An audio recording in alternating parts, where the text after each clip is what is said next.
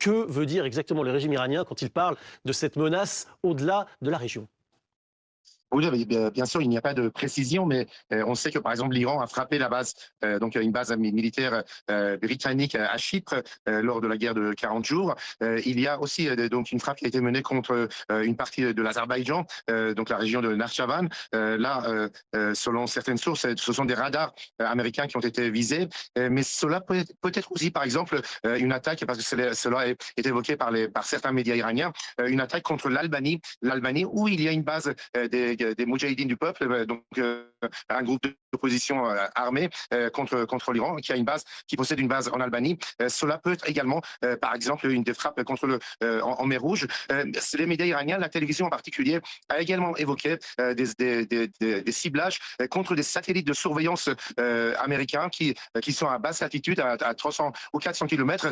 Donc tout cela peut faire partie des cibles des gardiens de la révolution. On sait que désormais, l'Iran possède des missiles intercontinentaux d'une portée supérieure à 5000 km. Et donc cela permet à l'Iran d'attaquer des cibles au-delà de la région, au-delà d'Israël, donc en Méditerranée même. Les gardiens de la révolution iranienne préviennent que leurs actions s'étendront bien au-delà de la région si Donald Trump et son proxy, l'entité, reprennent la guerre. L'Iran a évoqué publiquement ses sous-marins en menaçant de couper certaines communications stratégiques.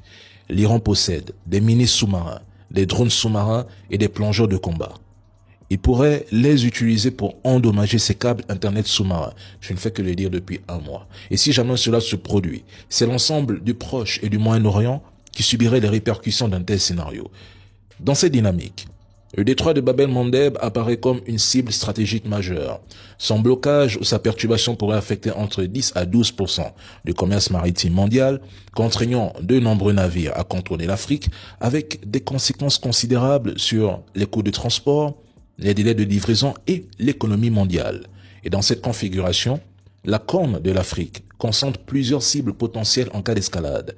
Parmi elles figure le camp Lemonia à Djibouti, où sont stationnés près de 4000 militaires américains. Cette base stratégique se trouve à moins de 160 km du Yémen, territoire depuis lequel les Houthis soutenus par Téhéran disposent d'un important arsenal de représailles. Et aussi le Somaliland, qui pourrait également entrer dans l'équation géopolitique de l'Iran.